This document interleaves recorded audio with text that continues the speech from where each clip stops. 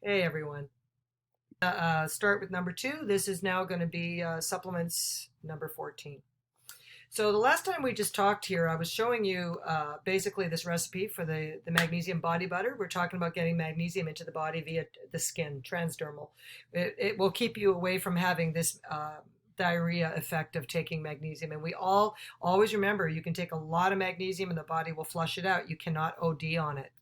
I want to talk to you right now about the fact of magnesium and vitamin D. If you are on vitamin D and you are not saturated in magnesium, your ability to assimilate your vitamin D that you're on is almost negated.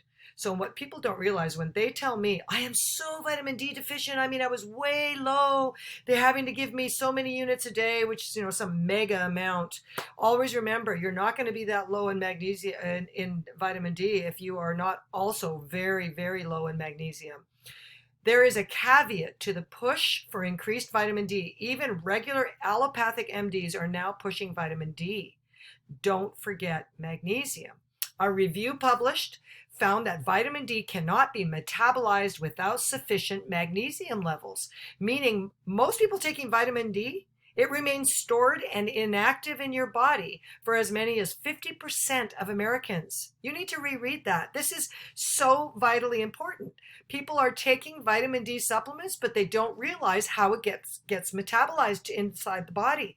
Without magnesium, vitamin D is just not even useful or safe. Now, I would like you guys to imagine, most of us watching this are probably in Southern California. We get lots of sun here. And when you go to the beach, you see these surfing dudes, and you especially see older guys in their 60s and 70s that are surfing dudes who look really healthy. Well, what are they getting every day when they're out there on their board? They're getting the vitamin D from the sun, but what are they getting in that water, in that sea, ocean water? It is magnesium chloride. So they're getting the D and they're getting the magnesium at the very same time. And they're healthy. Their anxiety levels come down. People will tell you who surf that if they don't get out there every day and surf, they feel so great after they surf. Yeah, you're getting magnesium and vitamin D together, right? So this Dr. Razak explains that consumption of vitamin D supplements can actually increase your calcium and phosphate levels, even if you remain vitamin D deficient. The problem is that you're suffering from vascular calcification if your magnesium levels aren't high enough. So these are people taking vitamin D and it's not really helping them, and they're seeing their other problems are remaining. Patients with optimum magnesium levels require less vitamin D supplementation to achieve sufficient vitamin D levels. Magnesium also reduces osteoporosis, helping to mitigate the risk of bone fracture that can be attributed to low levels of vitamin D. They will tell you that you need vitamin D for your bones, but they're not telling you that magnesium must be sufficient in the body to metabolize and take in that vitamin D. This is critical information that everybody needs to know. Deficiency in either of these nutrients, D or magnesium, is reported to be associated with various disorders, including skeletal deformities, cardiovascular diseases, and metabolic syndrome. So, vitamin D sources I recommend as a nutritionist: food. Number one source is food. Here are the biggest amounts of D in food. Cod liver oil. Don't you remember a couple generations ago, great-grandparents, they all did cod liver oil.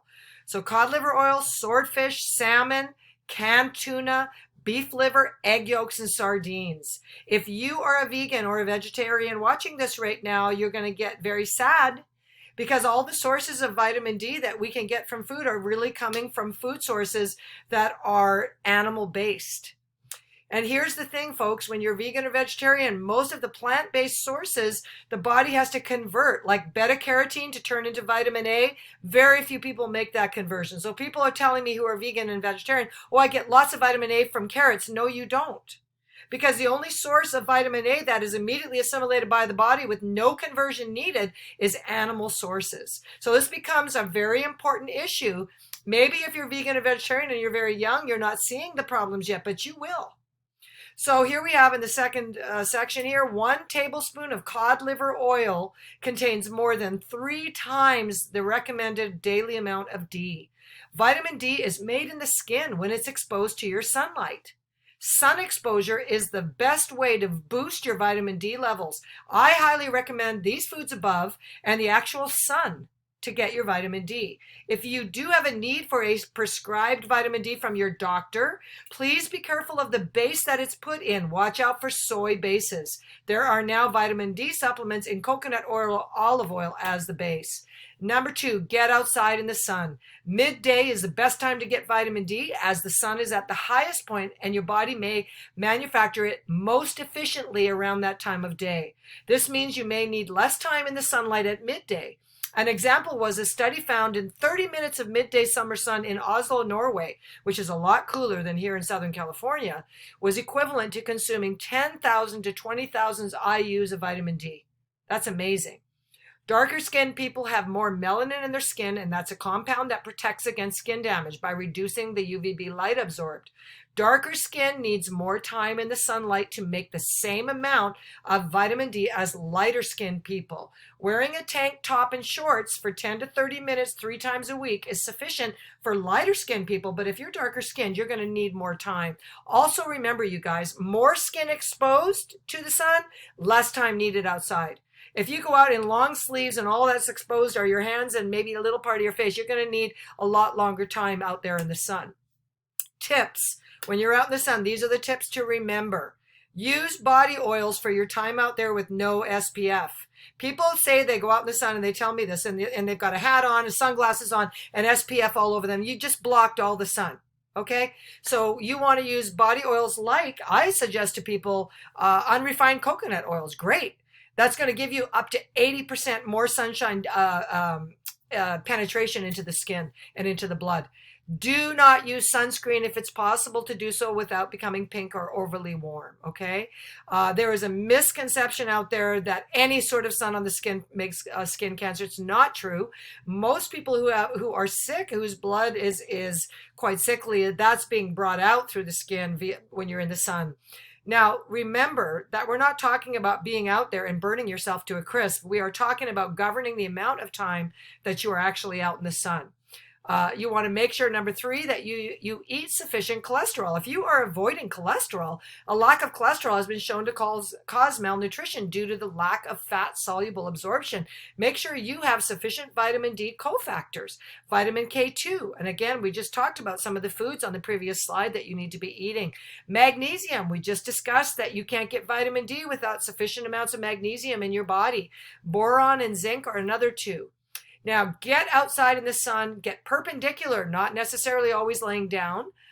You want to get perpendicular for maximum exposure. Try not to be sitting out there suntanning, because when you're suntanning, you're actually making your skin darker and then you're going to absorb less sunlight. You want to absorb the sunlight. Do not wear UV protective clothing for your half hour or 40 minutes in the sun. Do not shower immediately after your sun exposure. Your body is still creating vitamin D on the surface of your skin. We still need more research to know how long that you shouldn't shower, but I would suggest a good hour after being in from the sun. Do not shower right away, okay? Cod liver oil. As the name indicates, cod liver oil is derived from the liver of the Atlantic codfish. This is my #1 supplement I recommend to every client. Cod liver oil is rich in omega-3 fatty acids as well as EPA and DHA. It has high concentrations of vitamin A and D. These rich concentrations of A and D distinguish cod liver oil from any other fish oil.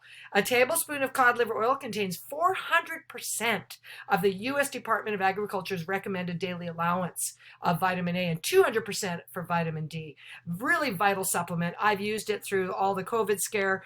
I have used it. I get all my family members on it every person that I work with. Individuals who have consumed large amounts of polyunsaturated oil. So if you're eating a lot of trans fats and you're suffering from certain nutrient deficiencies, and I would say if you think you don't eat trans fats, but you eat out a lot at various restaurants, you are probably consuming a fair amount of trans fats, okay? Even if you're not eating junk food out of, little packages. If you're even eating at restaurants, you are usually consuming trans fats. And you may not be able to process this EPA and DHA from these cod liver oils initially. And there you're going to be lacking these important prostaglandins. So the necessary fats, you need this for the brain. The trans fats will not help your brain. So you really need this cod liver oil. You need to have daily oily fish or take a cod liver oil supplement. Vitamin A, naturally found in foods like cod liver oil, liver, and butterfat, is safe at up to 10 times the doses of other emulsified vitamin A found in other supplements, and those can produce toxicity. Cod liver oil is natural, and you do not get the toxicity from it from other type of vitamin A or D supplements. Additionally, the vitamin D found in cod liver oil and butterfat from pasture-raised animal protects against vitamin A toxicity because it's a real food and allows you to consume a much higher amount of vitamin A before it would ever become toxic.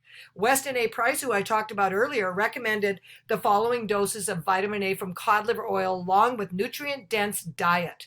So you're looking at children aged 3 months to 12 years. A dose of cod liver oil that would give them 5,000 IUs would be a half a teaspoon, 1 teaspoon of regular cod liver oil, or half a teaspoon of high vitamin cod liver oil. Children over 12 years and adults, a maintenance dose would be 10,000 IUs of vitamin A daily, obtained from 2 teaspoons of regular cod liver oil or 1 teaspoon of high vitamin cod liver oil. The high vitamin cod liver oil I'm talking about is a cod liver oil mixed with a high K2 butter, and they put them together, and you can get that even on Amazon. Pregnant and nursing women, you want to have 4 teaspoons regular cod liver oil or 2 teaspoons of the high vitamin cod liver oil. And I think I did put a picture up here of the high vitamin. So there is the regular cod liver oil, and there's fermented cod liver oil. You can get 2 kinds. Fermented cod liver oil contains vitamin A, D, and K2 in addition to EPA and DHA. And because most people are deficient in some or all of these nutrients, this is currently the only product I recommend to everyone, regardless of their health. So here's just the plain fermented cod liver oil on Amazon, $27, and this does not give you any burps, you know, the cod liver oil burps that people get. And so now I want to go into a little bit on omega-3 fats and fish oils. Fish contain a variety of fatty acids, and this is a highly recommended supplement. I pretty much put everybody on cod liver oil and fish omega-3 fats. The EPA and the DHA, the omega-3 fats, are found exclusively in seafood and marine algae. If you are a vegetarian or a vegan, you can use the marine algae as a supplementation here. It is possible for the body to synthesize the EPA and DHA, or the DHA, I should say, from the short-chain omega-3 ALA. Now, a lot of my vegan clients will tell me they get plant foods for their EPA and DHA, and they're not wanting to use the fish. Now, the problem is the plant foods ALA has to be converted. So again, we have a problem. When you tell me you use flax or hemp or chia or pumpkin and walnut seeds, research clearly indicates that the conversion of the plant foods to the EPA and DHA is extremely limited. Less than 5% gets converted, and less than 0.5%, 0.5% of ALA is converted to DHA. So if you're not using fish oils to get your DHA and EPA, I'm telling you, I'm sorry, but your plant foods are not going to cut it.